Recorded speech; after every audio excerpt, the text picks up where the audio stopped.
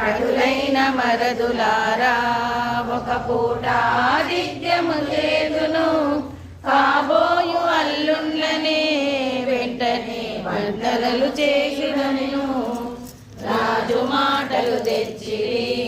బాలురు పెద్దలకు వివరించిరి యుక్తితో యోచించిరి వేరొక వైశబాలుర పంపిరి యోగీశరుషాదులన్ ఆదిత్యమిచ్చితే పుణ్యమౌను కామాంత ద్రోధమును పానీయమిచ్చిన పాపమౌను అష్టాదశ